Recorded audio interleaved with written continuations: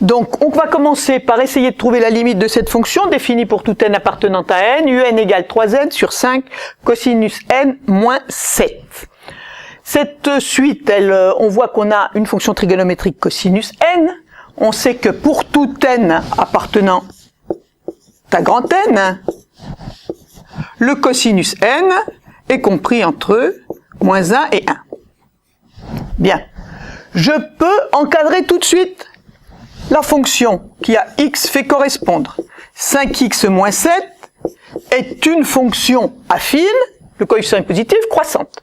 Donc puisqu'elle est croissante, je vais pouvoir dire que 5 fois moins 1 moins 7 inférieur ou égal à 5 cosinus n moins 7 inférieur ou égal à 5 fois 1 moins 7. Donc mon 5 cosinus n moins 7, il est compris entre moins 5 moins 7 moins 12, 5 moins 7 moins 2. Les deux nombres sont négatifs.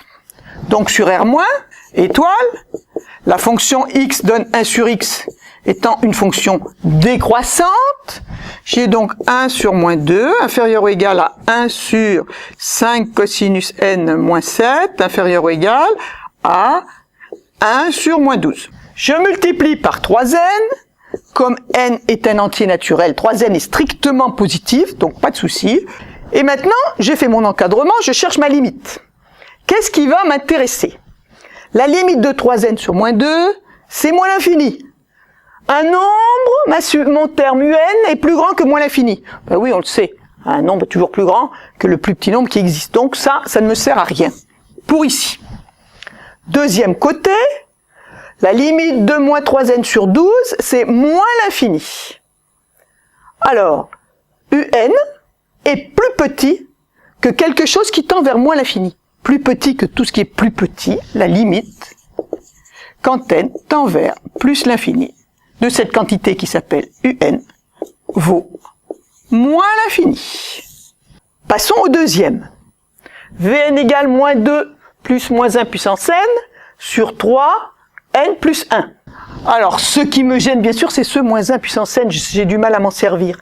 Mais, je peux déjà mettre n en facteur. Limite, quand n tend vers plus l'infini de Vn égale n facteur de 2 plus moins 1 puissance n sur n fois 3 plus 1 sur n. Je simplifie par n. Ensuite, comment me débarrasser de celui-là?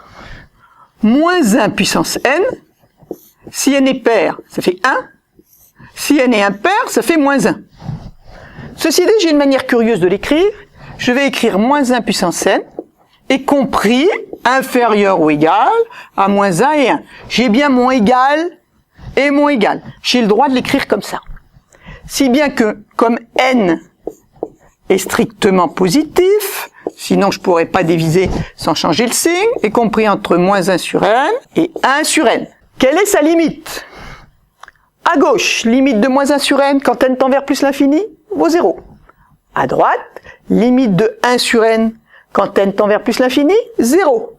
Théorème des gendarmes, 0 à gauche, 0 à droite. Théorème des gendarmes, la limite, quand n tend vers plus l'infini de moins 1 à la puissance n sur n, vaut 0. J'ai plus qu'à terminer ici. Le numérateur, la limite 2 plus 0 vaut 2. Le dénominateur, la limite 3 plus 0 vaut 3. Donc la limite, quand n tend vers plus l'infini de Vn, vaut 2 tiers.